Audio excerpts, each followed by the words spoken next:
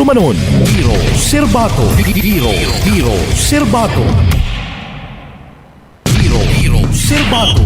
Atong oras alas 4 in punto na mga kaserbato. Welcome sa itong edisyon karon ang Tiro Serbato program.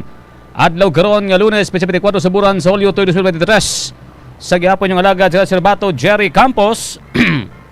Now, doon na tayo special coverage karon nga ipahigayon may kalabutan kini sa State of the Nation Address ni Pangulong BBM.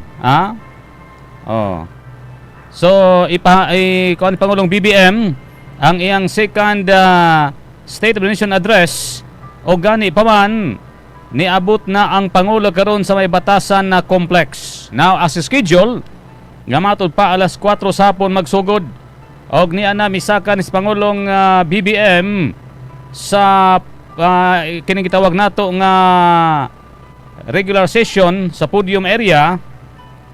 So atong paminahon ang sulod mismo sa may batasan complex mga kaserbato. Be?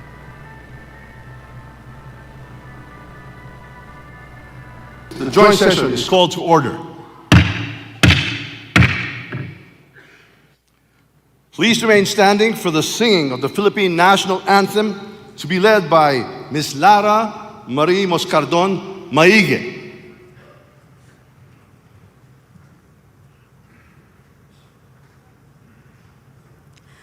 Payang magiliw, perlas ng silanganan, alab ng puso, sa dibdib mo'y buhay.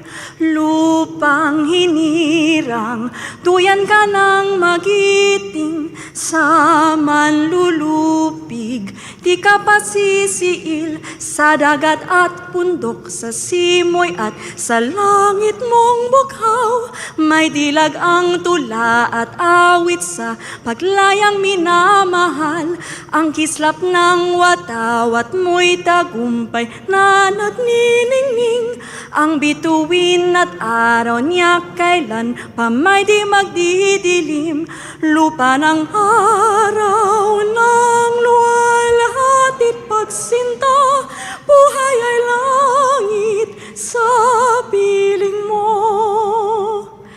Aming ligaya na pag may manghahapi ang mamatay ng dahil sa'yo.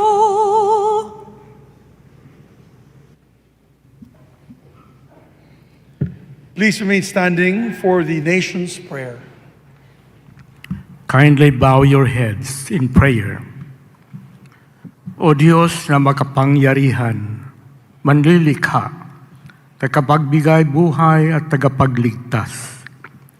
Salamat po sa inyong paggabay sa buong sandaigdigan, lalo na sa pagkalinga sa sangkatauhan mula sa dumating na pandemya. Maraming salamat sa mga pagbibiyayang patuloy ninyong ibinibigay sa aming minamahal na bayang Pilipinas. Bismillahirrahmanirrahim.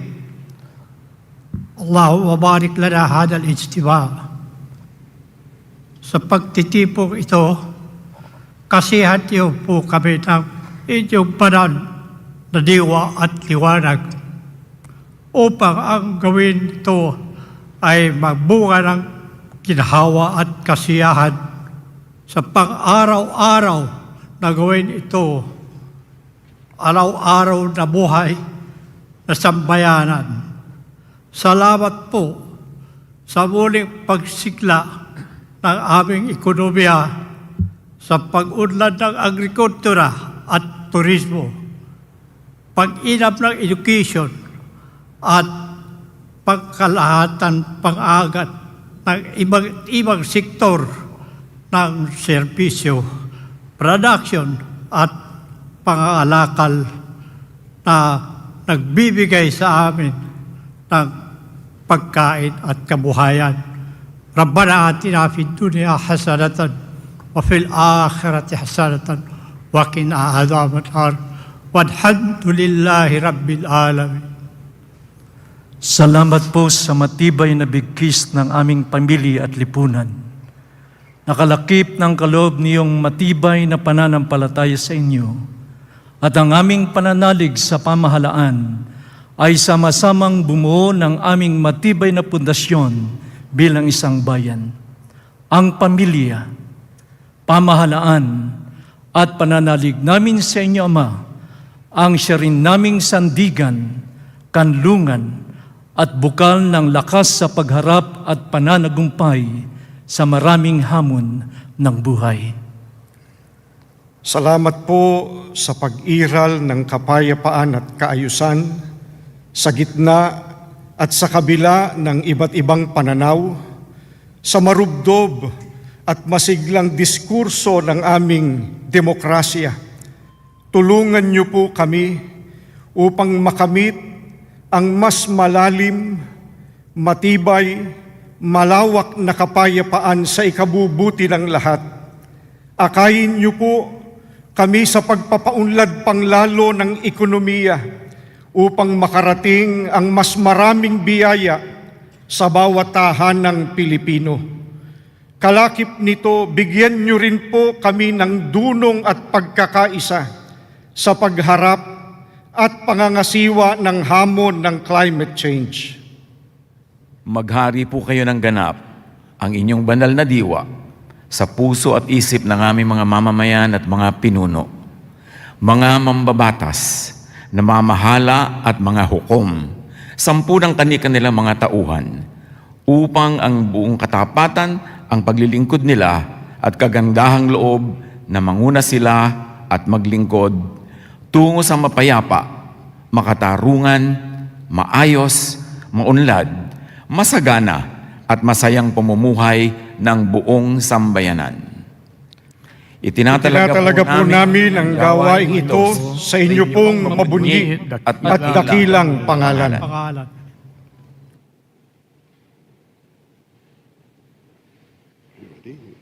Are you ready? Water? Got water? Okay, all right. Ladies and gentlemen, honorable members of Congress of the Philippines, His Excellency Ferdinand Romualdez Marcos Jr., President of the Republic of the Philippines.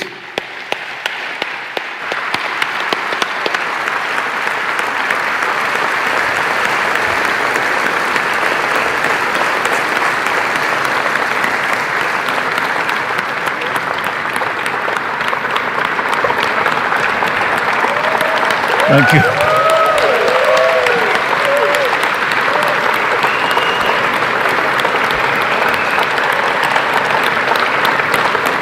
Thank you. Thank you very much. Allow me to greet Vice President Sara Zimmerman Duterte, the former presidents, our former presidents, President Joseph Ejercito Estrada and President Gloria Macapagal Arroyo, Senate President Juan Miguel Zubiri, and the honorable members of the Senate, House Speaker Ferdinand Martin Romualdez, and the honorable members of the House of Representatives, Chief Justice Alexander Gismundo, and the honorable justices of the Supreme Court, His Excellency, Most Reverend Charles John Brown, and the esteemed members of the Diplomatic Corps, Executive Secretary Lucas Bersamin and the members of the Cabinet, First Lady Luis Araneta Marcos,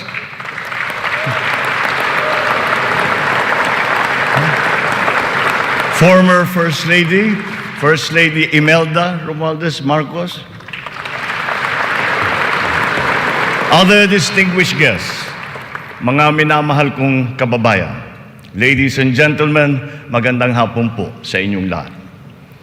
1 year ago today, I stood here before you, setting forth the plans that we have to improve our economy, bring jobs to our people, improve the ease of doing business, recalibrate our educational system to adapt to the new economy, lower and rationalize energy costs, boost agricultural production, enhance healthcare, and continue social programs for the poor and the vulnerable.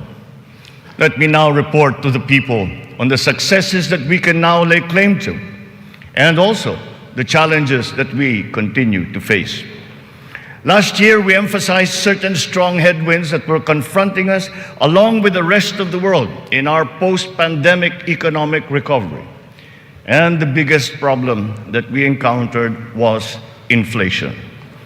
Maraming kaganapan sa mundo ang nakapagpagulos sa maayos na takbo ng pandaigdigang merkado. Bukod sa digmaan sa Ukraine, naroon ang patuloy na epekto ng pandemya. Pinalala pa ito ng pagbabawas ng produksyon ng mga bansang pinagkukuhanan natin ng langis. Nang tumaas ang presyo nito, nagsunura na rin ang presyo ng iba't ibang bilihin, ang gasolina, ang kuryente at ang pagkain. Ramdam sa buong daigdig, pati na sa Pilipinas, ang naging pagtaas ng mga presyo ng bilihin noong mga nakalipas na buwan. Sinuri nating mabuti ang sitwasyon. Sa tulong ng ating mga ekonomista, nakapagbalangkas tayo ng mga polisiya na magsisilbing pundasyon ng ating ekonomiya sa mga susunod na taon. Ito ay nakasaad sa ating medium-term fiscal framework na sinuportahan ninyo sa Kongreso. Kasabay nito ang paglulunsad ng mga estratehiya na mapalakas sa kakayahan ang ating mga kababayan at mga sektor ng ating ekonomiya. Nakakita po tayo ng magagandang resulta. While the global prospects were bleak, our economy posted a 7.6% growth in 2022, our highest growth rate in 46 years.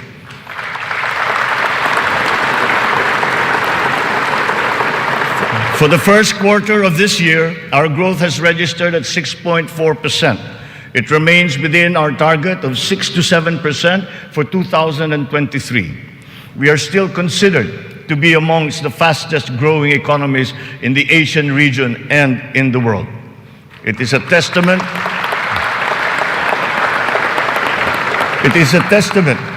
to our strong macroeconomic fundamentals.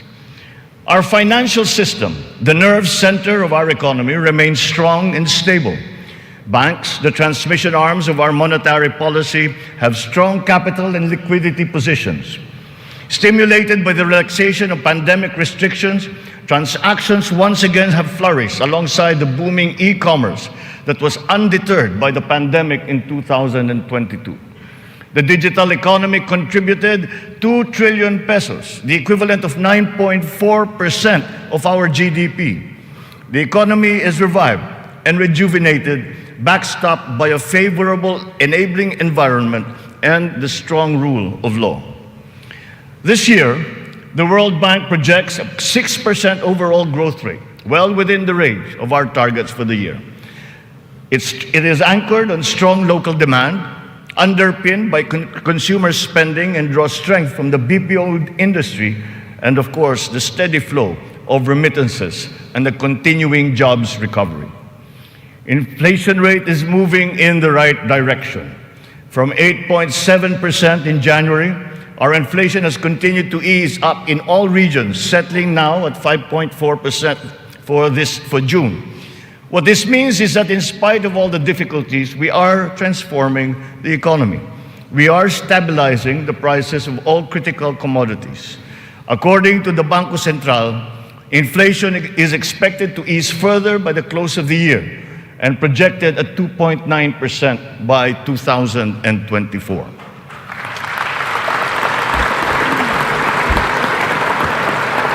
On matters of the economy, there are many things over which we have no control. But over those where we do have control, we are doing everything we can. Puspusan ang ating ginagawa upang pataasin ang produksyon ng ating ekonomiya. Pinapalago natin ang mga industriya, dinadagdagan natin ang mga infrastruktura upang mas mapabilis ang daloy ng mga produkto at ng serbisyo. Higit sa lahat, pinapalakas natin ang kakayahan ng mga mamamayan upang mapaganda nila ang kanilang pamumuhay. Ito ang punot dulo ng ating Philippine Development Plan. Investments in public infrastructure and in the capacity of our people through food, education, health, jobs, and social protection remain our top priority. For this year, economic and social services were allocated almost 70% of the national budget. Higher revenue collections will be critical in our bid to bolster public investments. Under our fiscal framework, we envision our tax and revenue efforts to further increase to up to 16.9% and 17.3% by 2028. Revenue generation has improved this year. From January to May, the Bureau of Internal Revenue has posted record collections amounting to 1.05 trillion pesos, an increase of almost 10% over the last year. For its part, the Bureau of Customs has also increased its collection by 7.4% for the first 7 months of 2023, amounting to 476 billion pesos. Since July 2022, we have seen increased revenues from PAGCOR of 47.9% and from the PCSO of 20%. We therefore seek, once again, the continued support of Congress to enact into law the policies and reforms under our fiscal framework. Sa mga nakalipas na buwan, nakita natin ang pagbaba ng presyo ng bilihin sa iba't ibang mga sektor. Napatunayan natin na kayang maipababa ang presyo ng bigas, karne, isda, gulay at asukal. Malaking tulong ang Kadiwa Stores na ating muling binuhay at inilunsad. Ang layunin ng Kadiwa ay pag-ugnayin ang mga magsasaka at ang mga mamimili. Walang iba pang namamagitan. Wala nang dagdag, dagastos at patong. Maganda ang kita ng magsasaka, nakakatipid din ang mga mamimili. Sa mahigit 7,000 kadiwa na idinaos sa buong Pilipinas, 1.8 million na pamilya ang nakinabang sa mababang presyo ng bilihin. Sa kabuuan, halos 700 milyong piso ang naging benta ng mga ito na nakapagbigay ng hanap buhay sa mga membro ng mahigit 3,000 na kooperatiba at samahan. Maganda ang nakita nating resulta, kaya papalawigin pa natin ang Kadiwa sa buong bansa. Kamakailan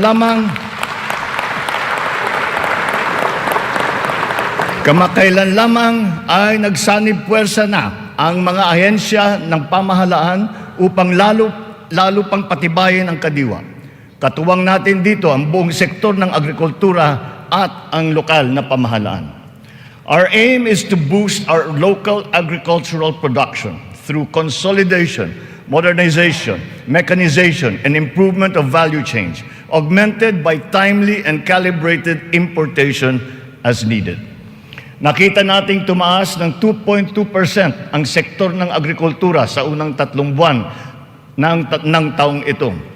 In our quest for food security, our methods are now more guided by science and the balance of nature, so that production is both sustainable and responsible, benefiting both this and future generations. Our fisheries codes must be revised to incorporate and strengthen science-based analysis and determination of fishing areas.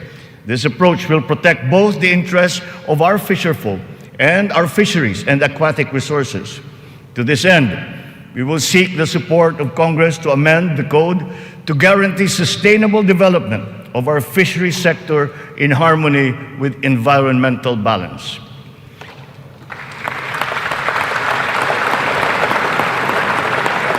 Ipinagbubuklod natin ang mga magsasaka sa pamamagitan ng farm and fisheries clustering at mga livestock multiplier farms. 300 cluster na ang ating natukoy na binubuo ng halos 900 kooperatiba at may lawak na mahigit na 200,000 hektarya ng bukirin. Upang mas mapabilis at mas mapadali ang pagbuo ng kooperatiba, kakailanganin natin ang suporta ng Kongreso na maamyendahan ang Cooperative Code. Sa pamamagitan nito, unti-unting lalakas ang kanilang produksyon at puwersa sa merkado. Totoo ang kasabihan, mas malapas basta't sama-sama. Pinapalawak natin ang kanilang kaalaman sa makabagong mga teknolohiya at pamamaraan.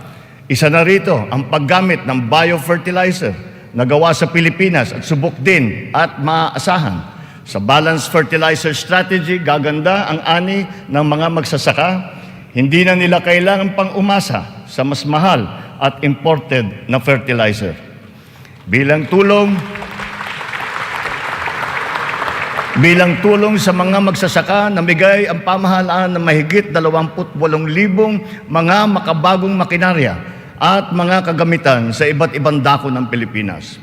Sa ilalim ng iba't ibang mga programa ng kagawaran ng agrikultura, namigay ang pamahalaan ng mahigit na 50 milyong binhi ng palay, mahigit 1 milyong binhi ng mais, at sari-saring mga binhi ng gulay. Nagpamigay tayo ng mahigit 100,000 binhi ng nyug at nagpatanim sa halos 10,000 hektarya ng lupa sa buong bansa. Lahat ng mga binhing ito ay makabago, hybrid, at mataas ang kalidad. Sa naging pagtaas ng presyo ng gasolina at pataba, nagdala ng kaunting ginhawa ang mga fuel at fertilizer discount vouchers na ating pinamigay sa mga nahihirapang magsasaka. Ang mga natanggap nating donasyon na pataba mula sa China, pinimigay na natin kaagad sa kanila. Isa sa mga dahilan ng pagtaas ng presyo ay ang mga smuggler, mga hoarder at mga nagmamanipula ng presyo ng produktong agrikultural. Hinahabol at ihaabla natin sila. Sadyang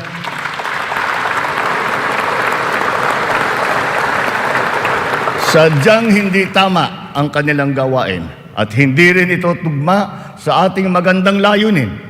Pandaraya ang kanilang ginagawa.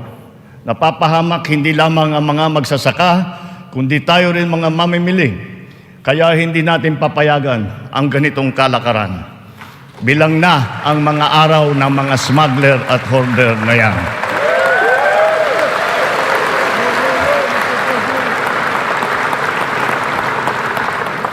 Mahalaga ang infrastruktura para masuportahan ang may 14 na milyong hektarya ng sakahan.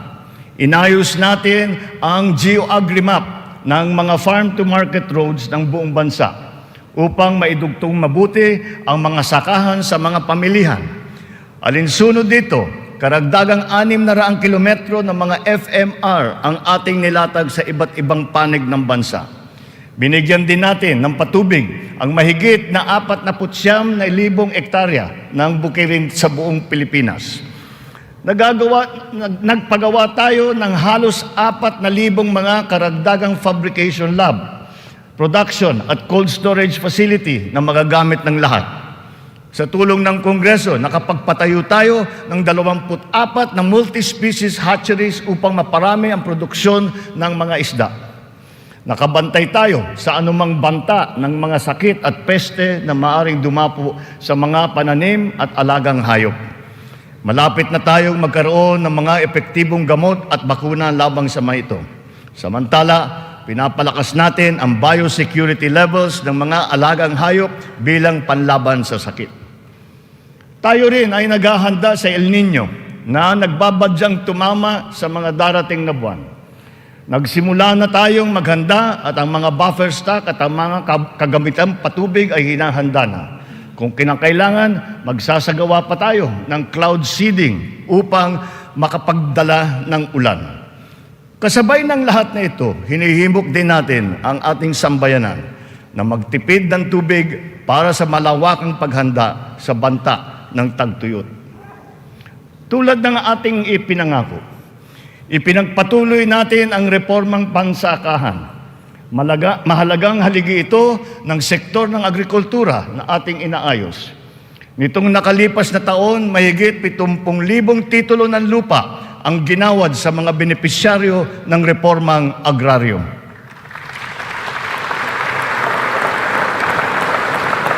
Tamang-tama ang ating pagpapatigil ng mga bayarin ng mga benepisyaryo sa ilalim ng ating nilagdaan EO number 4.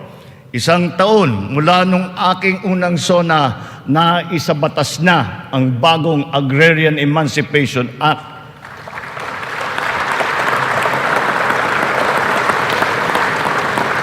Dahil dito, ang 57 billion piso ng utang ng na pinapasan ng mahigit 600,000 benepisyaryo ay tuluyan ng nabura.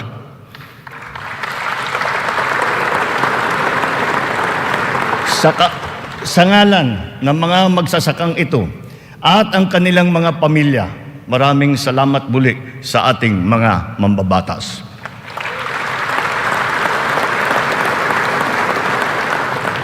Ang tubig ay kasing halaga rin ng pagkain.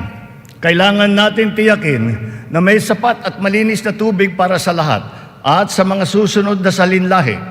Kasama na rito ang tubig na ginagamit natin para sa sakahan. Considering its fundamental importance, water security deserves a special focus. Our efforts must not be scattershot, but rather cohesive, centralized, and systematic. So given that urgency, we have created the Water Resources Management Office to specifically handle the delicate job involving this most precious resource.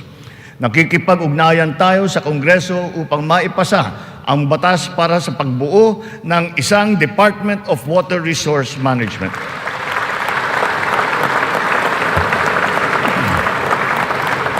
This year, we have allocated 14.6 billion pesos for water supply projects, which will benefit communities all over the country.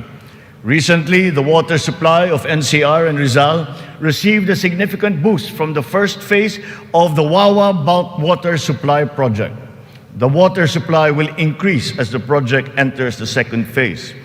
We have installed 6,000 rainwater collection systems across the country in preparation for the looming dry spell brought about by El Nino. One of the keys to continuing economic growth is infrastructure development. So we will build better and more. Our 8.3 trillion peso Build Better More program is currently in progress and being vigorously implemented.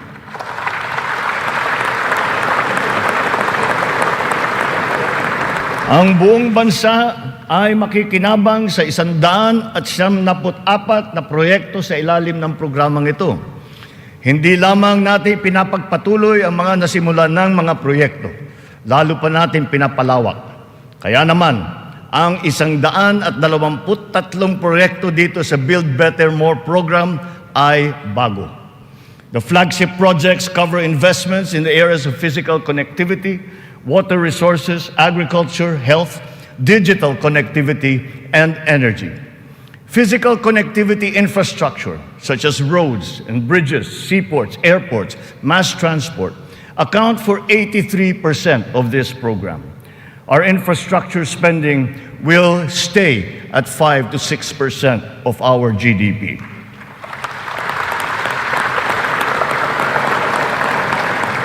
The underlying logic to our infrastructure development is economic efficiency. We are opening up all gateways to mobilize goods and services at less cost and in less time, and ultimately to drive the economy forward. Our road network plans must link not only our 3 major islands, but all prospective sites of economic development. The 1,200-kilometer Luzon Spine Expressway Networks program will effectively connect Ilocos to Bicol from 20 hours to just 9 hours of travel.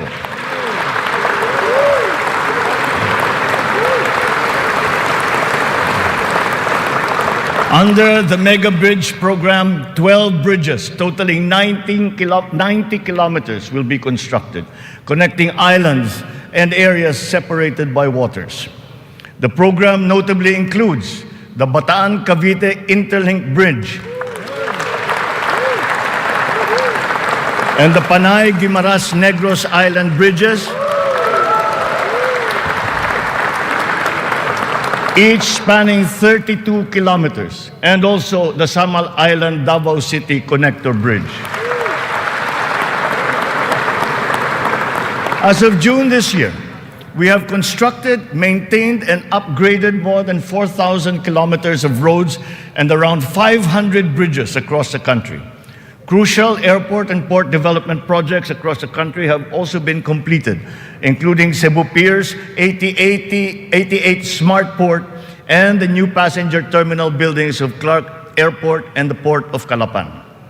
We initiated several railway projects with a total length of more than 1,000 kilometers. Notably, the southern leg of the north-south commuter railway system is now in full swing. In a few years, travel from Pampanga to Laguna will be reduced from 4 hours to just 2.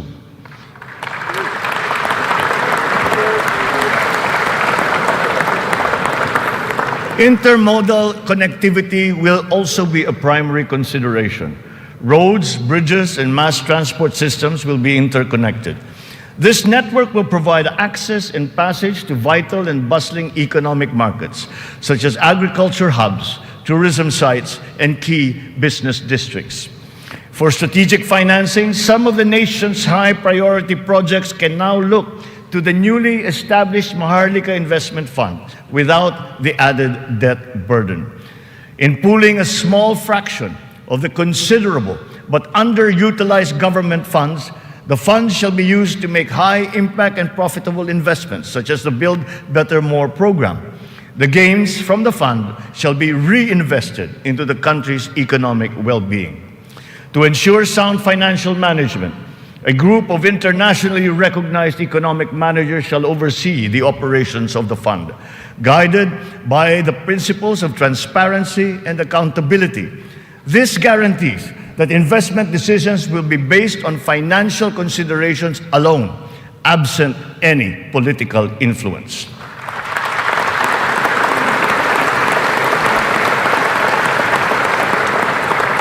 The funds for the social security and public health insurance of our people shall remain intact and separate. Owing to favorable market conditions, the price of crude oil has stabilized. Since last year, gasoline and diesel prices have gone down by 18% to 29% respectively. We have built 8 new additional power plants. This brings to 17 the total number of power generation facilities that have been switched on across the country since last year, substantially increasing our energy production by 1,174 megawatts. Alongside power generation, we are also as relentless in pursuing total electrification. Since my assumption into office, almost 500,000 homes have been given access to electricity. We will spare no effort to achieve full household electrification by the end of my term. 100% is within our reach. When it comes to energy, renewable energy is the way forward. We are aggressively promoting renewables so that it provides a 35% share in the power mix by 2030, and then on to 50% by 2040. To accelerate the realization of this green energy goal, we have opened renewable energy projects to foreign investments. Since last year, an additional 126 renewable energy contracts with a potential capacity of 31,000 megawatts have been awarded. To date, we have over 1,000 active projects spread all over the country. 299 of these are solar, 187 are wind, 436 are hydroelectric, 58 biomass, 36 geothermal, and 9 are ocean-powered. The Malampaya project has been a boon to our country, energizing 20% of Luzon. The renewal of the contract guarantees continued revenues and energy production for another 15 years. But aside from Malampaya, we will also push for more gas exploration in other parts of the country. The national government has also partnered with the BARM in regard to energy exploration and development, and also its utilization within its territorial jurisdiction. We therefore expect to see renewed investor interest in its promising sites. We finally have a unified national grid with the interconnection of the Luzon, Visayas, and Mindanao grids. The one grid, one market will enable more efficient transfers and more competitive pricing of electricity throughout the country. However, 68 grid connections are much delayed, according to the ERC's count. We are conducting a performance review of our private concessionaire, the National Grid Corporation of the Philippines. We look to NGCP to complete all of its deliverables, starting with the vital Mindanao, Visayas, and Cebu Negros Panay interconnections. Habang pinapabuti natin ang lagay ng ekonomiya, pinapalakas din natin ang kakayahan ng Pilipino. Ito ay sa pamamagitan ng mahalagang armas ng edukasyon, magandang kalusugan at trabaho. Malaking bahagi ng pondo ng pamahalaan ay inilaan para sa mga ito. Sa ating pagtahak sa kaunlaran, walang mamamayang Pilipino ang maiiwanan. Para sa atin, ang bawat buhay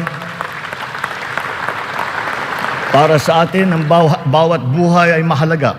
Ano man ang edad, kasarian, pangkat, relihiyon o pisikal na kondisyon, sila ay kukupkupin at tutulungan. Naglalaan tayo ng sapat na pondo para sa mga paglingap ng mga lubos na nangangailangan. Layunin natin na sila ay makabangon, mabigyan ng sapat ng kakayahan at maging produktibo. Hindi lamang DSWD, kundi pati ang DOLE, ang DepEd, TESDA, CHED ay tumutulong sa ating mga kababayang nangangailangan. Ang AIX, TUPAD, TVET for Social Equity, Social Pension for Indigent Senior Citizens, at ang Cash for Work para sa mga PWDs ay ilan lamang sa mga mahahalagang programa ng pamahalaan para sa kanila. Nariyan din ang Integrated Livelihood Program Kabuhayan upang matulungan ang mga maliliit na negosyo. We are inclusive in our pursuit of social protection. The pension of the military and the uniformed personnel is as important, as urgent, and as humanitarian as that of all other civilian Filipino employees. Efforts are underway to make it fully functional and financially sustainable. We are once again working closely with Congress to ease the transition from the old system to the new one, so as to be able to guarantee that no effects are felt by those in the uniformed services.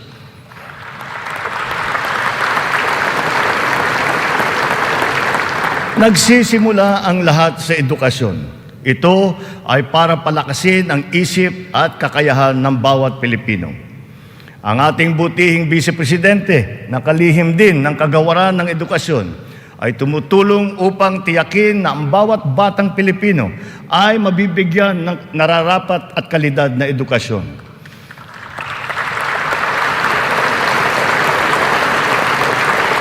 We have renewed hope in giving the best to our next batches of students, especially the 28.4 million learners who return to school this year. Learning recovery will be at the forefront of our education agenda. The Matatag Agenda for Basic Education has been launched, focusing on relevance of curriculum, rapid and responsive delivery, and the welfare of both learners and teachers. We are augmenting as well our school workforce. 90% of the newly created teaching positions have now been filled, while additional administrative personnel have been hired to unburden the teachers of any extra load. Taking to heart the lessons of the pandemic, alternative delivery modes and blended learning methodologies have been adopted to ensure unhampered learning. Additional social safety nets, such as school-based feeding programs, are also being implemented. Learners will be made more resilient. Our public schools and facilities are being increased and fortified. The shortage of classrooms and facilities is being addressed. Aside from new construction, schools and facilities are being retrofitted to become ready for the future, ready for hybrid and high-tech learning, and also climate-ready and disaster-proof.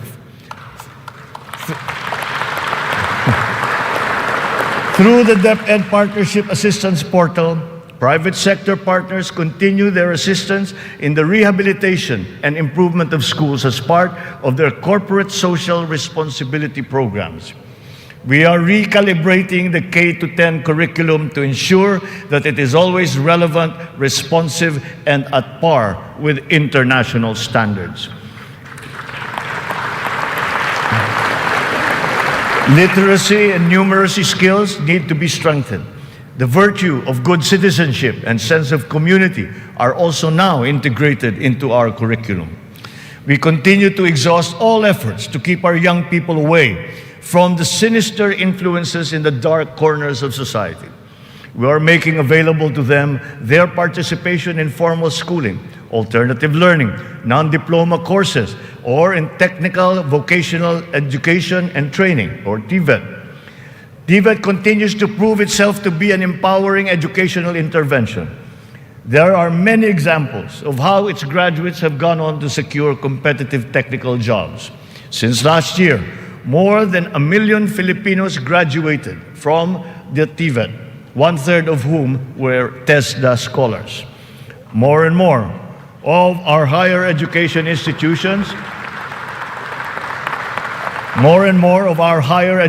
institutions have reached world-class status. This year, 52 Philippine HEIs have been included in the World Universities rankings compared to just 15 last year. We will not let a student's financial constraints be an hindrance to his or her education. We have activated social safety nets, such as skills development training and youth employment programs. Tertiary education in state universities and colleges will remain free for our qualified students.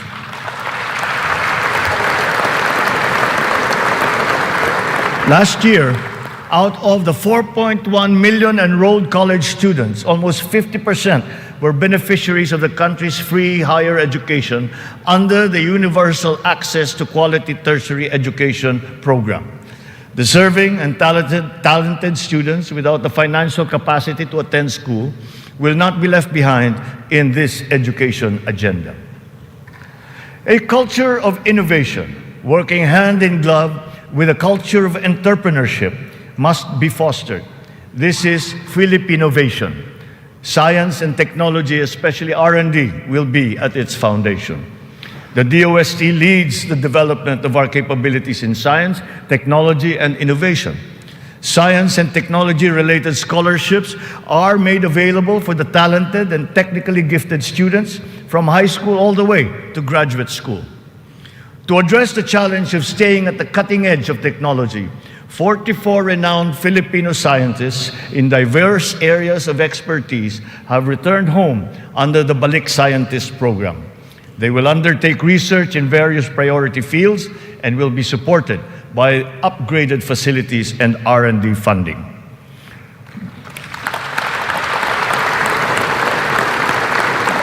The Philippines has launched 2 additional satellites into space.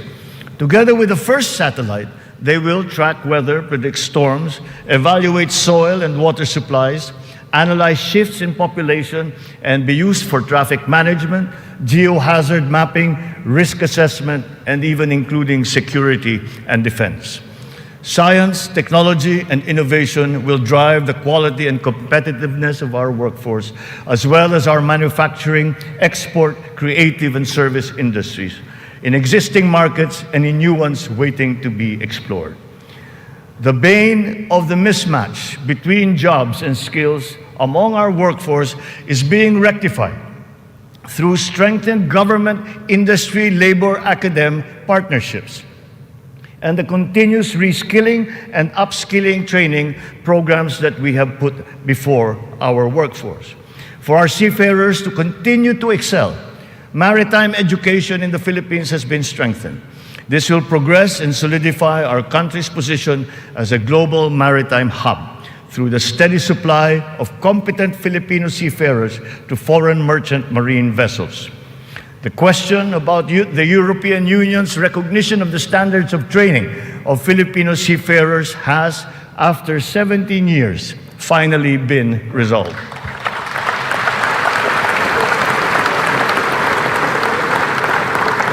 This development now effectively maintains the Filipino seafarers' distinct competitive advantage in the global shipping labor market. To address the current shortage of healthcare professionals in our country and to help us achieve our goal of universal healthcare, we are greatly expanding our medical and nursing education programs. We will push the envelope even further. We are helping nursing graduates hurdle their board exams so that they will obtain their licenses and join our pool of healthcare professionals. Ang kalusugan ang ikalawang armas para sa lakas ng pangangatawan ng bawat Pilipino. Isinusulong natin muli ang kalusugan ng Pilipino.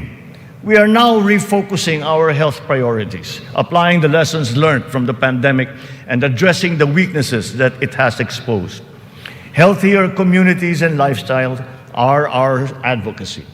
We have launched convergent programs to address hunger and nutrition-related issues amongst our people, especially the children, like stunting and wasting. Last week, we introduced the pilot food stamp program, which seeks to supply the nutrition needs of the million most food-poor Filipinos. The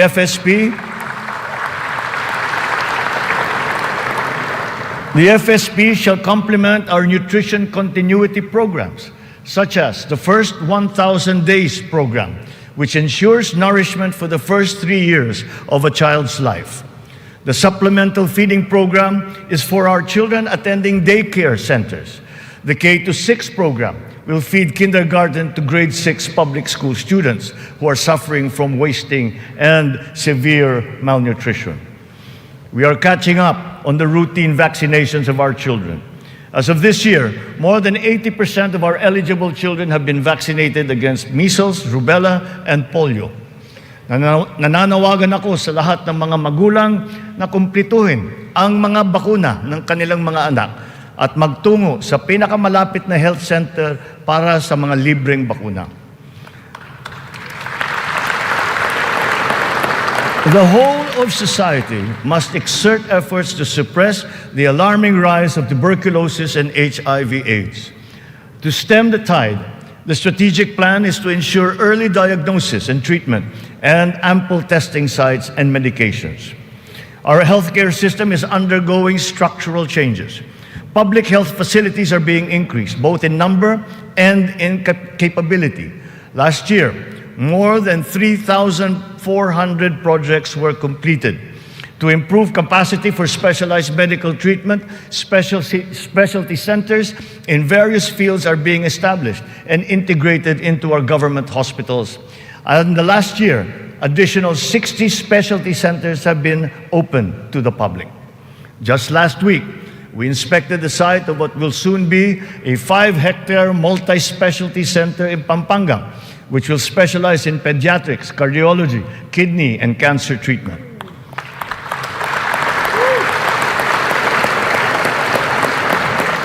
We are working for a more direct, efficient delivery of services through integrated primary care providers and networks in partnerships with the LGUs and our partners in the private sector. These shall, of course, be supported by what is now a better and more efficient PhilHealth. Ang presyo ng mga mahalaga at pangunahing gamot ay bumaba ng humigit kumulang ng 40%. Mayroon ding iba na bumaba na hanggang 70%. Aside from the maximum retail price regulation being implemented, strategic VAT exemptions also lowered the prices of 59 essential medications such as those for cancer, diabetes, hypertension, kidney disease, and mental illness. Palapit ng palapit na tayo. Palapit na tayo sa hangarin na ang lahat ng Pilipino ay makakakuha ng serbisyong pangkalusugan. Sa ngayon, mahigit 93% na ang kasapi sa PhilHealth. Sa pinagandang konsulta package ng PhilHealth, 21 klase ng mga gamot at 13 laboratory service ang ibibigay ng libre. Ngayon, meron na tayong mahigit 2,000 konsulta center sa buong bansa. Ang bilang na ito ay mas marami ng 35% mula nung nakalipas na taon. Upang mas lalo pang makatulong sa mga pasyente, ang dating 70 libreng dialysis session ay inakyat na natin sa 156.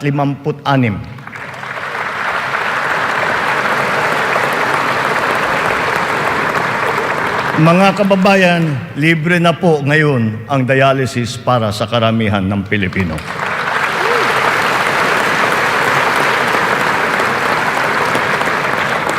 Noong nakalipas na taon, mahigit 3.4 milyon na Pilipino ang nabigyan ng tulong sa ilalim ng Medical Assistance for Indigent Patients, program ng DOH. Tinutugunan natin ngayon ang ating kakulangan sa mga doktor at mga nurse sa pamamagitan ng mga reforma sa edukasyon, patuloy na pagsasanay at paniniguro sa kanilang kapakanan. Naglagay po tayo ng doktor sa halos 200 munisipyo sa bansa. Lalagyan natin din ng doktor ang natitirang 19 na bayan na wala pang doktor. Upang masuklian naman natin ang naging sakripisyo ng ating mga health workers sa pribado at pampubliko ng mga ospital nung nakaraang pandemya, ipapamahagi na sa kanila ang kanilang COVID Health Emergency Allowance at iba pang mga nabinbing benepisyo.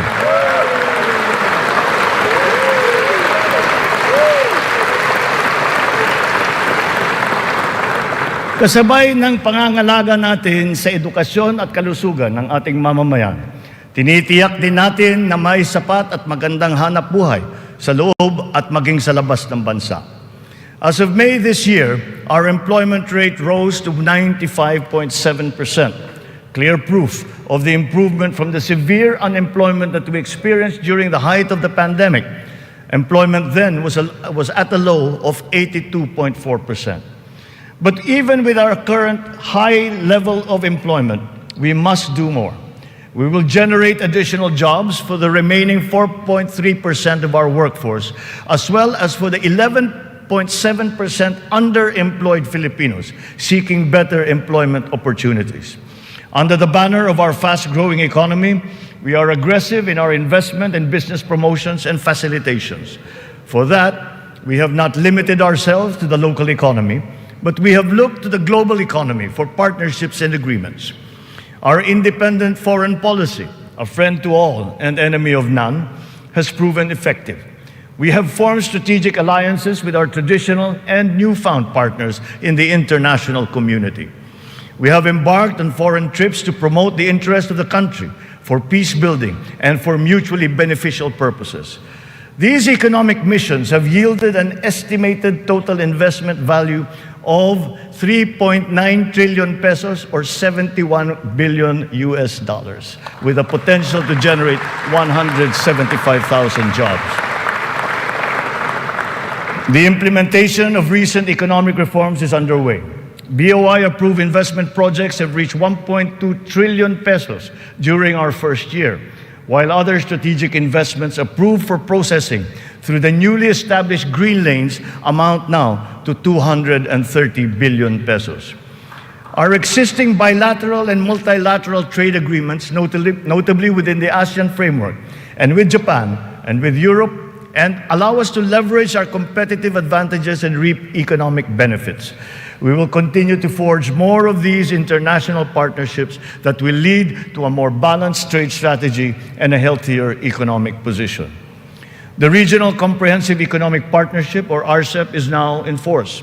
It is a multilateral trade arrangement with the ASEAN and other countries such as Australia, China, Japan, Korea, and New Zealand. We can now have competitive access to a regional market that comprises 2 billion people. As we address our weaknesses and develop competitiveness in other potential areas, we must also play to our strengths. Our competitive advantage must be leveraged. As a service export powerhouse, we must continue to nurture the growth of the services sector, particularly the information technology business process management sector, and of course, the tourism industry. Our tourism has always been a reliable pillar of our economic growth through the years, providing livelihood to more than 5 million of our citizens. Because of the reopening of the economy and the phenomenon of revenge travel, this sector is headed for a great rebound. From January to June this year, we have received 3 million international visitors. This number is already 62% of our 4.8 million target for the entire year. Mga kababayan, ang lahat ng mga ginagawa natin ito ay magbibigay bunga sa libu-libong hanap buhay para sa ating mga kababayan.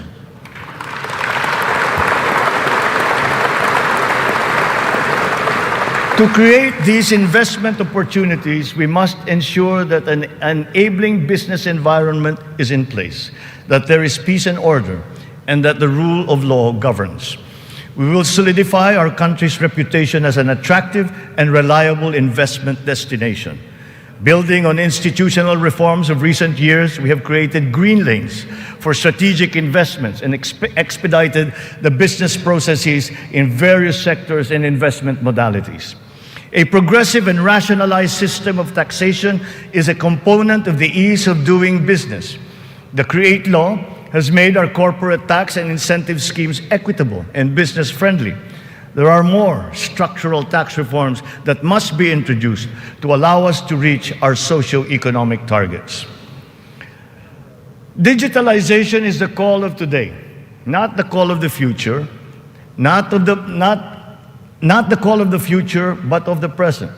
It is here, it is needed, and it is needed today. Government must fully embrace digitalization to provide better service to the people through its vital frontline services and its back-end functions.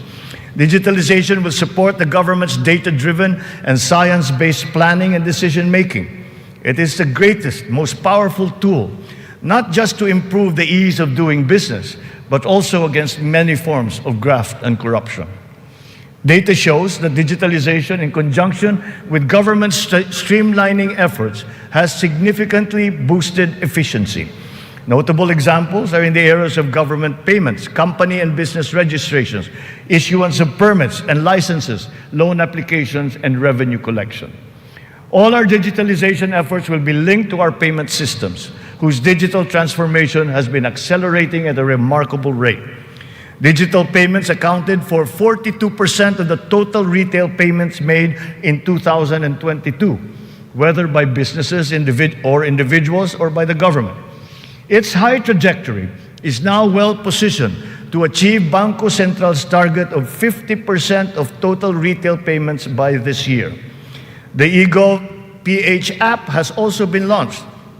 As envisioned, all key government services are to be integrated into the single and centralized mobile app for the convenience of the general public.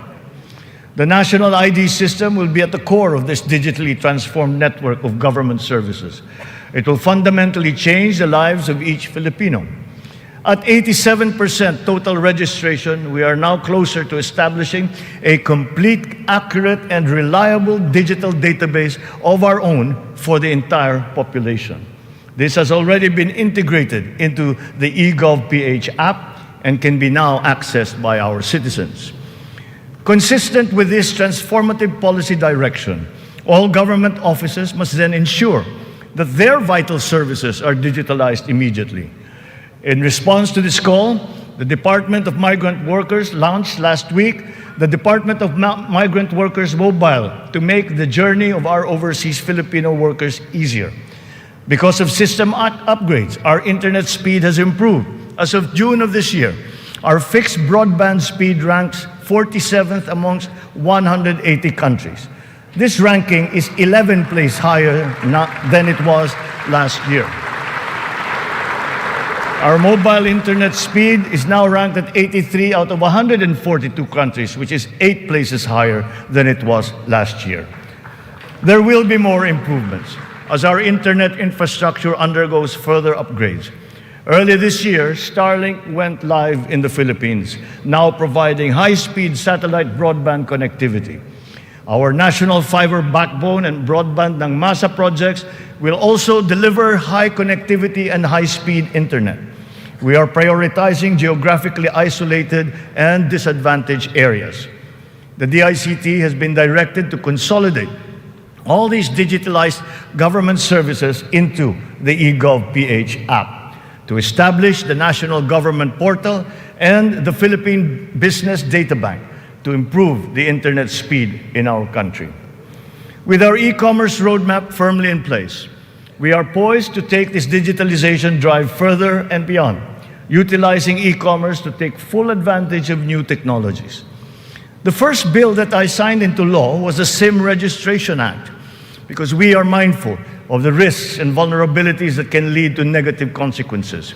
Digital users and consumers shall be protected from identity theft, phishing, other online scams through essential systems and safeguards, such as cybersecurity, data privacy, consumer complaint mechanisms, and financial literacy campaigns. The trainings necessary to ease the transition of those whose jobs would be affected by the shift to digitalization are also now being included in the curricula and programs offered by TESDA, DICT, and other agencies of government. It is our wish that one day foreign employment will be driven by choice, not by necessity. It remains a noble calling that our OFWs have answered, requiring great sacrifice from them, their families, and their communities. We are engaging with our partners in the international community to ensure a safe working environment for our countrymen. And as we do so, we are also putting in place responsive mechanisms for the social welfare, repatriation, and reintegration of our returning OFWs into the Philippine economy.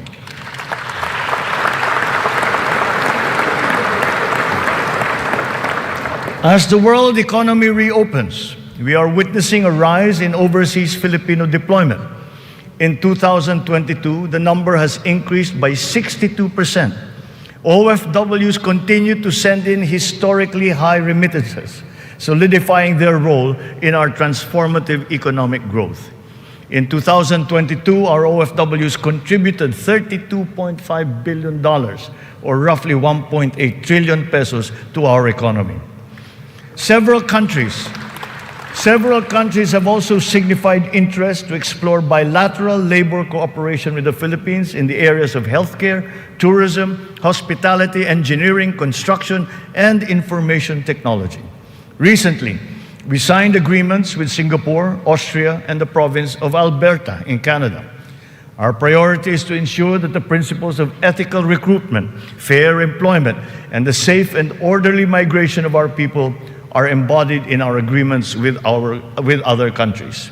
For example, the deployment issue in the Kingdom of Saudi Arabia has now been resolved. And as of today, 70,000 of our OFWs have already been deployed to Saudi Arabia for employment. Moreover, the unpaid salaries and other related claims of some 14,000 OFWs who have been put out of work in Saudi Arabia during the pandemic are now being processed. The Crown Prince of the Kingdom of Saudi Arabia himself personally committed to me that the unpaid claims of Filipino workers would now be paid.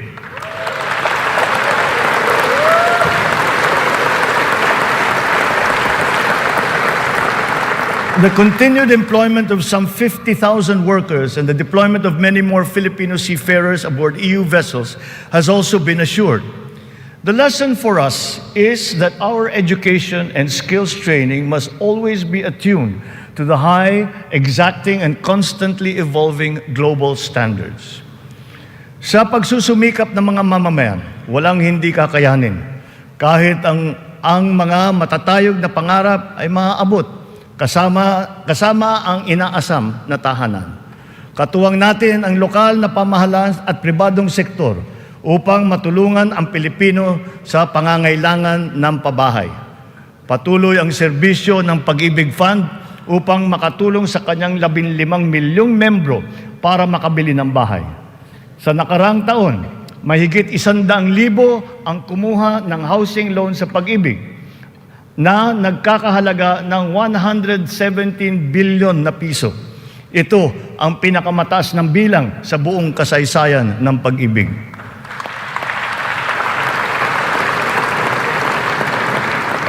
Itong nakalipas na taon, mahigit 148,000 na kabahayan at mahigit 30,000 mga Certificate of Eligibility of Lot Award ang naipamahagi sa Luzon, sa Visayas at sa Mindanao, sa ilalim ng sari-saring mga programang pabahay ng pamahalaan.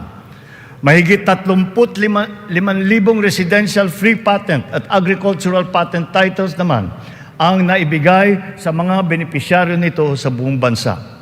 Hindi pa dito natatapos. Papalawigin pa natin ang ating programa sa abot-kayang pabahay, lalo na para sa mga mahihirap nating kababayan. Itong nakalipas na taon, inilunsad natin ang pambansang pabahay para sa Filipino Housing Program o 4PH. Nagkaroon na tayo ng groundbreaking sa 25 lugar sa iba't ibang bahagi ng bansa. Nagpirmahan na rin ng kasunduan upang simulan ang mga proyekto sa mahigit 100 lokasyon. Kung susumahin natin ito, mahigit 1 milyong kabahayan ang maialay natin sa ating mga kababayan sa buong bansa.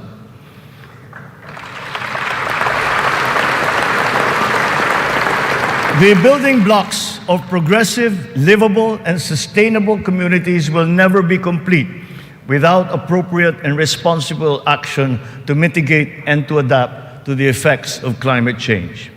We can never lose sight of our responsibility to the future. The economic agenda cannot and will not ever be incompatible with our climate change agenda. Climate change is now an important criterion in our integral national policies, in planning, decision-making, up to the implementation of programs. The potential advantages of such enlightened policies extend to jobs and livelihood, with the unlocking of the development of the green and blue economies. We have learned many painful lessons from past disasters, but we continue to be alert and prepared in our disaster response. It has in fact been commented that sometimes we are over-prepared for such natural disasters. Well, to continue that, we are reorganizing our response teams to make them more adaptable, agile, and effective in times of calamities and crises, with a clear unity of command. Our evacuation centers are being upgraded to withstand the greater forces of the new normal of extreme weather, as well as other natural and man-made disasters.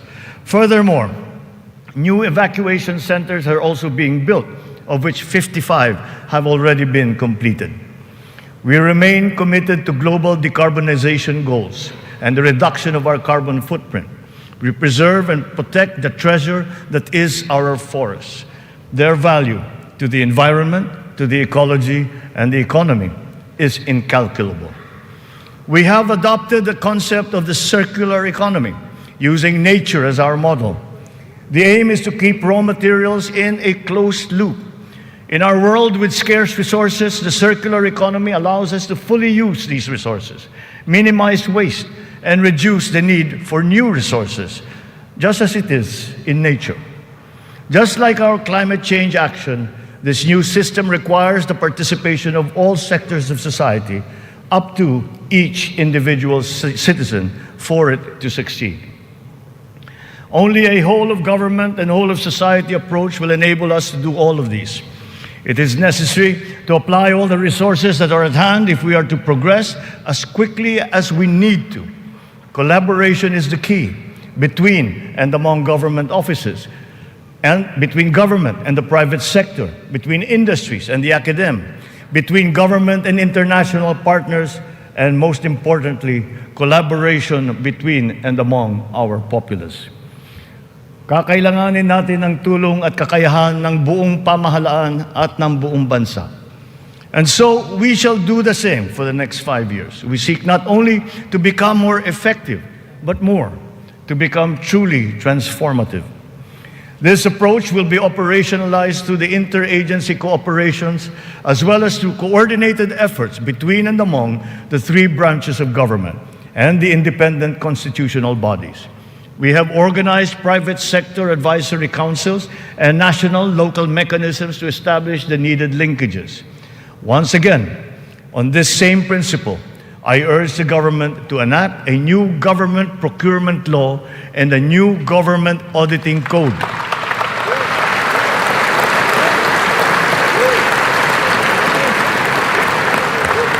This to make government procurement and auditing more attuned to these changing times. We will give effect to the mandate of the Constitution and the Local Government Code as clarified by the Supreme Court very soon. Almost all the required devolution transition plans of the LGUs are done. To fully prepare them for optimal devolution, the necessary technical and financial assistance is being extended to our local governments. In everything that we do, the enduring Filipino quality of bayanihan will still be our guide. 5 taon mula nung matinding kaguluhan, babango na ang Marawi City.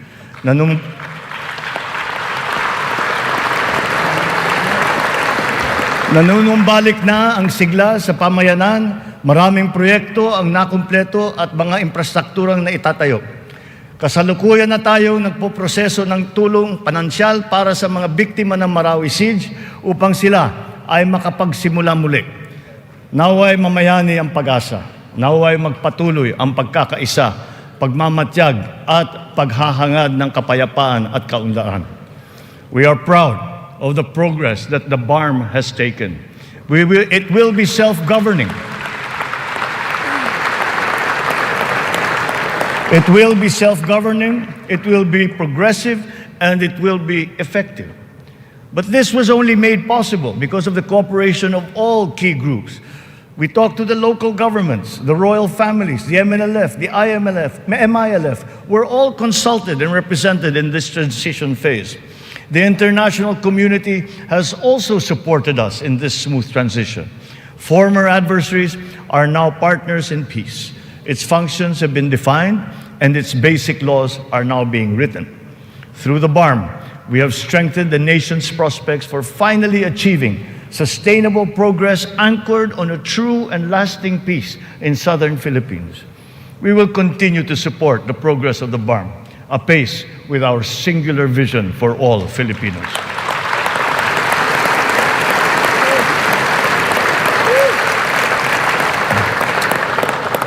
A strong and stable rule of law will strengthen the foundation of our transformation.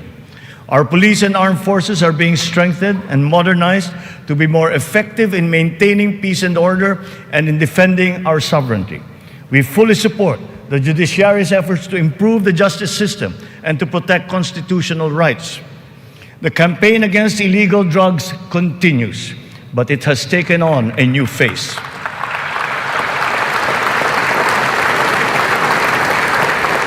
It is now geared towards community-based treatment, rehabilitation, education, and reintegration to curb drug dependence amongst our affected citizenry.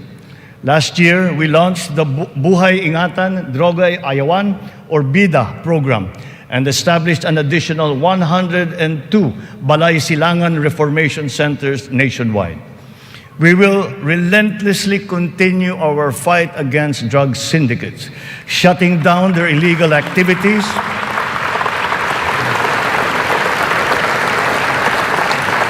we will shut down their activities and dismantle their network of operations. Unscrupulous law enforcers and others involved in the highly nefarious drug trade have been exposed. I will be accepting their resignations.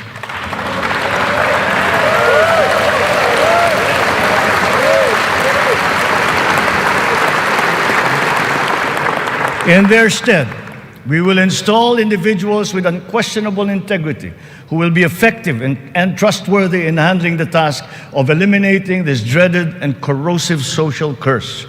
We cannot tolerate corruption or incompetence in government.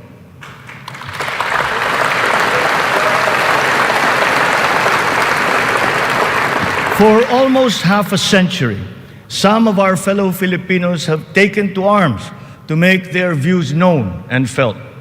We are now at a point in our history when their armed struggle has evolved. We have now progressed together towards peace and development.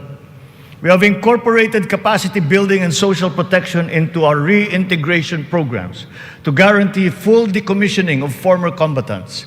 Through community development and livelihood programs, the barangay development and enhanced comprehensive local integration programs have been effective in addressing the root cause of conflict in the countryside. To complete this reintegration process, I will issue a proclamation granting amnesty to rebel returnees, and I ask Congress to support me in this endeavor.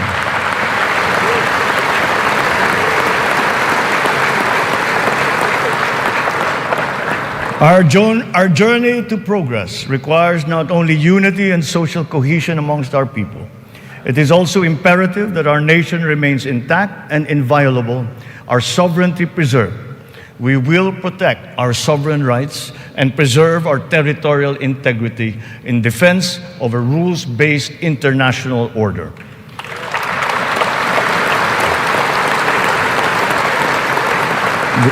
With our national interest paramount, we will always pursue constant dialogue and diplomatic approaches to the resolution of any issue that may arise. So the initial results of our efforts inspire confidence. Let us continue to be relentless in our aspiration of peace and progress. This has not been the work of a single person, neither a single branch of government, nor even the whole government acting alone. This is the collective synergy achieved by all Filipinos working together. It took a whole-of-nation effort to achieve this immediate recovery from our pandemic slump. Unity was what made us rise once more. Nagsisimula pa lamang tayo. Ang pagbangon ng ating bayan ay magpapatuloy pa. Hinihiling ko ang inyong tiwala at pakikiisa. Sa ganitong paraan, makakamtan natin ang ating tanging hangarin, ang maginhawa, matatag at panatag na buhay para sa lahat ng Pilipino.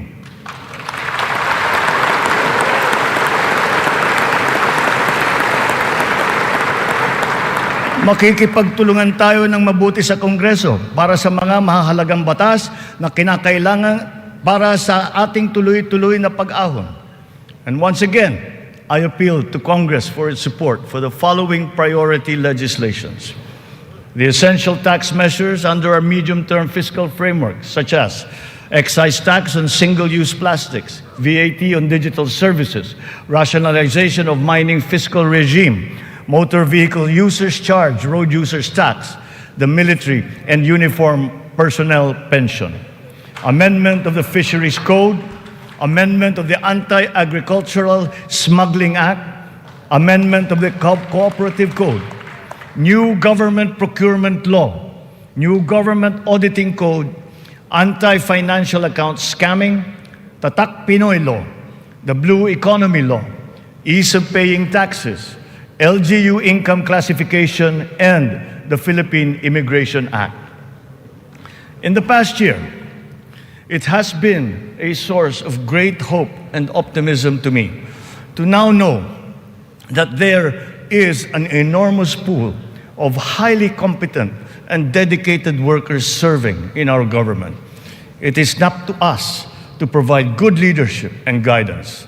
They love the Philippines and have responded to our call.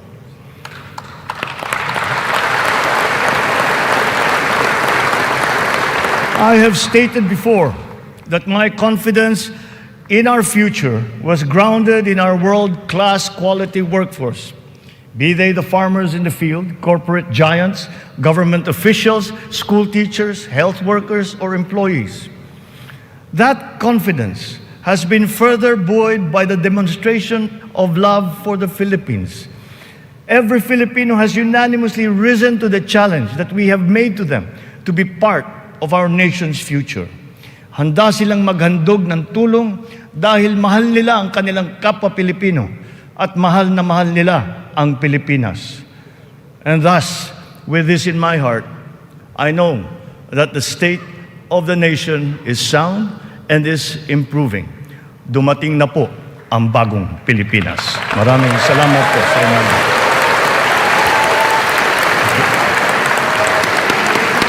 Yes.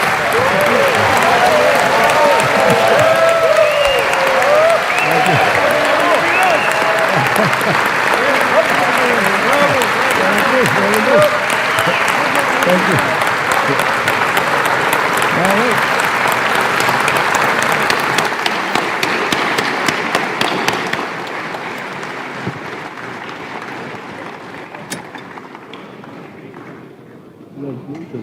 Bravo. Congratulations, boss. Go for both legs.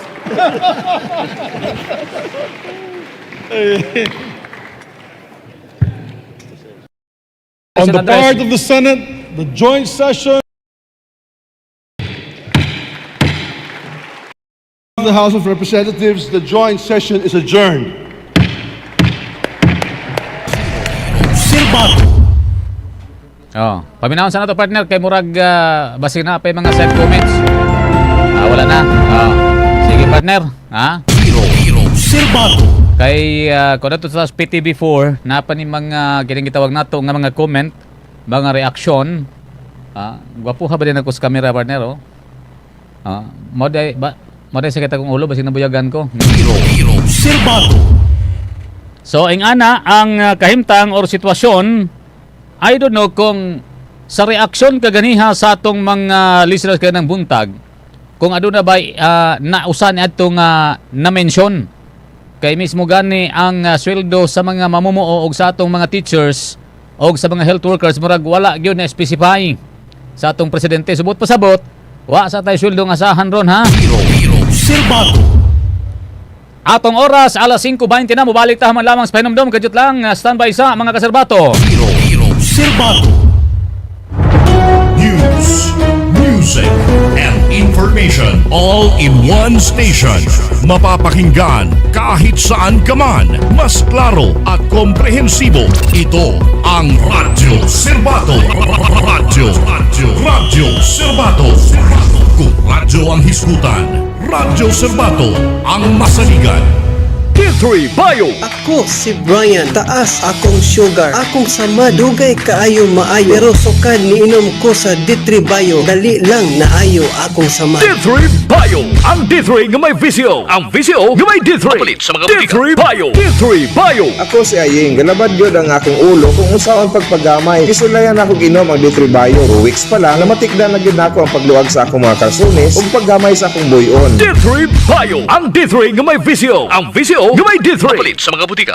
Kings Vita Plus Animal Feed Supplement. Ako si Nanay Rodelia nga taga Kabadbaran, Agusan del Sur. Saon abing ako ang epekto sa paggamit og Kings Vita Plus Animal Feed Supplement. Istorya lang. Pero akong napamatud-an sa akong paggamit tong 2020 panahon sa pandemic nga akong gilima ang baboy, paspas kayo ang pagtubo. Sa mga 110 days na ako nga pag-alima sa akong mga baboy, niabot dayon og 102 kilos ang gibugaton. Didto gid ko mibilib nga maayo og epektibo gyud ang Kings Vita Plus Animal Feed Supplement. Kings Vita Plus Animal Feed Supplement. Mapalit sa tanang Agri-Vet Stores sa inyong lugar.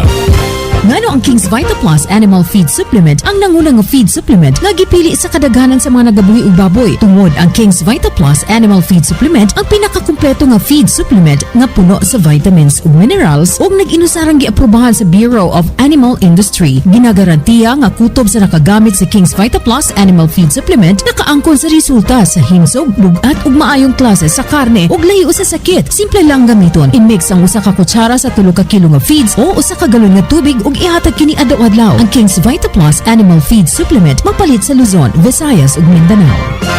Akong paminahon ang nanghaplas sa Gabon Herbal Oil o miinom sa Gabon Herbal Capsule. Si Christopher Nirene, taga Panakan, Davao City. Dako kaya kong pasalamat sa Gabon Herbal Capsule. Marang-arang ako kulawar o makawakot siya panahon. Wala din siya side effect na mabati sa imong kalawasan. Akong giyawag tanan nga tistingi gini nga produkto. Gabon Herbal Capsule, Gabon Herbal Oil o Gabon Coffee. Makalagsik sa lawas. Ang Gabon Herbal Capsule o Gabon Herbal Oil o Gabon Coffee Mix inyong mapalit sa tanang parmasi, Visayas ug Mindanao. Ang original nga Gabon Herbal Oil, butilya ang gisudlan.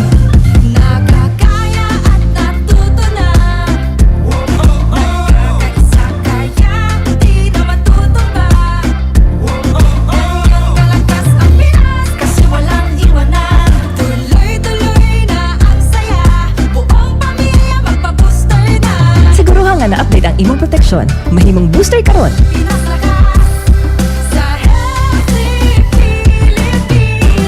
Usa ka pahinumdum gikan sa DOH. Nabalaka ka ba sa imong pananaw nga nagkahanap na?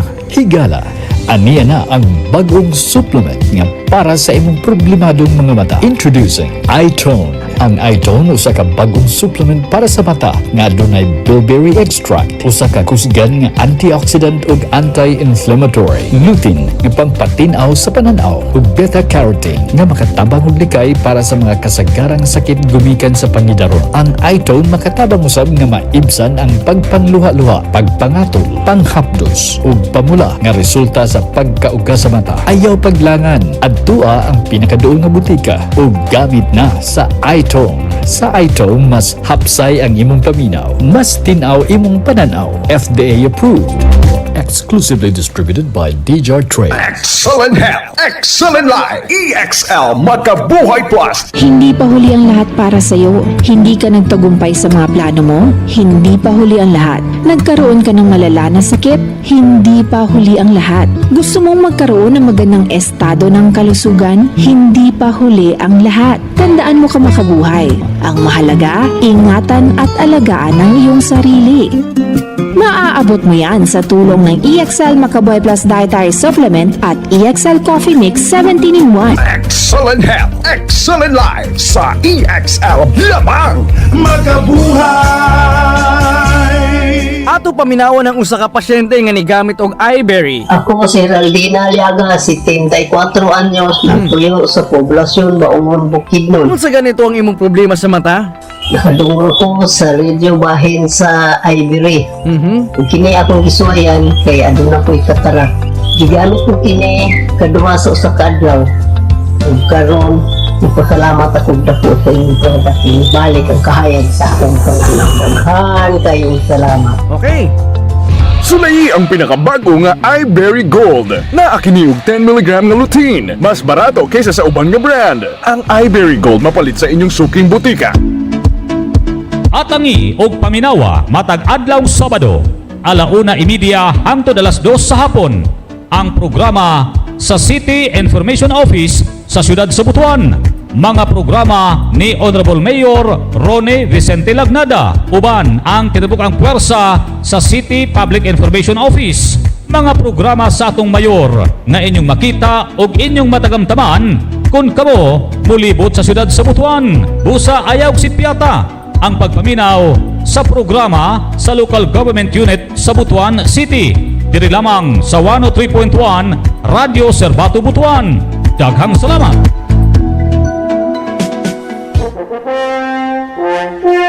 Buong pagmamalaki na naglilingkod sa buong rehiyon. Komprehensibo at balanseng balita, impormasyong makabuluhan at musikang may kahulugan. Ito ang Radyo Serbato. Sumasahimpapawid sa Butuan City. 103.1 Radyo Serbato. Kabadbaran City 99.7 Radyo Serbato. Claver, Surigao del Norte 99.3 Radyo Serbato. At San Francisco, Agusan del Sur 93.7 Radyo Serbato. Mas pinalawak, mas pinalakas. Radyo Serbato. Kung radyo ang hisgutan, Radyo Serbato ang masaligan. Oras sa Radyo Serbato, 5:27 na. So standby mo sa uban pa nga mga public affairs program. Napay programa ni Serbatong Chris karong taud-taod. Kundiin na magtumbok kini sa pipila usab ka mga concern may kalabutan sa SONA. Now, natapos naman akong oras ug mga adlaw atong isa-isahon, ha? So man nga karon pa lang mag-anda mo sa inyong tagsa-tagsa ka mga idea, inyong opinion, ilabi na sa atong mga suking tigpaminaw para nga inyong ipadayag. Kay mao man among trabaho. Pagkuha sa inyong opinion, pagpadayag sa mga opinion o pagbatiko sa mga tawo adunay kahiwian sa atong katilingban. Kay amo mang trabaho ang pagpahibalo kaninyo busa og mga adlaw mag-uban ta mga kaserbato og maalas 7:30 hangtod 9:00 sa buntag kung aduna mo'y mga reaksyon o komento nining SONA karon sa presidente inyo kanang ipadayag og mga adlaw. Okay? So mas may na magkasinabot ipadayag kana ninyo og mga adlaw sa programang Pero Serbato or Serbato Rapido mga kaserbato. So sige. Kaya wala naman tayo oras. Kining uban yung mga komento ato yung basahon og mga adlaw na lang. Gubikan kay medyo nitukar po ning atong spark sa atong mata. O namang gawin mo kalit gawas nga mag-spark sa akong mata manang kung makita ninyo nga naka-sunglass ko karon tugon na kay kung masubraan og hayag, mura og dunay diferensya ang atong utok, atong ulo konektar ngadto mismo na sa atong mata mga kaserbato. Tiro Serbato Report. Boy na wala tayo oras para karon sa programang Tiro Serbato ning adlaw karon nga Lunes, Pitsa 24 na sa bulan sa Hulyo 2023. Sa gihapon atong kauban sa pikaslawak Serbatong Roquelito Ayento. Atong mga sparring partner o atong mga sister station Radio Serbato Claver, San Francisco og dire mismo sa may Kabadbaran og taga nito area nga bisperas karong adlaw. Inyong alagad sa Kanginan, happy bisperas pod sa may lungsod sa Buena Vista, Agusan del Norte. Og sa Santiago mga kaserbato, og lagip na siguro sa may Tubay. Unsa ba ang Tubay? 26 pa. Abti kini si Lubil ka mamistahay maguro si Lubil mo nang doon sa listahan. Tiro Serbato Report. Devoted ni siya sa mga santos. Devoted sa mga santos. Watay oras, inyong alagad sa Kanginan, Serbato Jerry Campos Maingon, nga kung radyo ang isutan, Radyo Serbato ang masaligan, mayong hapon Caraga Region. Tiro Serbato. Inyong napaminawan ang tulumanon nga hukong sa katilingbanong hisgutanan ug kasayuran. Tiro Serbato. Hangtod sa sunod higayon sa samang takna ug sibiyahan. Daghang salamat sa inyong pagpaminaw. Dinhi lamang sa Radyo Serbato. Kung radyo ang hisgutan, Radyo Serbato ang masaligan. News, music, and information all in one station. Mapapakinggan kahit saan ka man. Mas klaro at komprehensibo. Ito ang Radyo Serbato. Radyo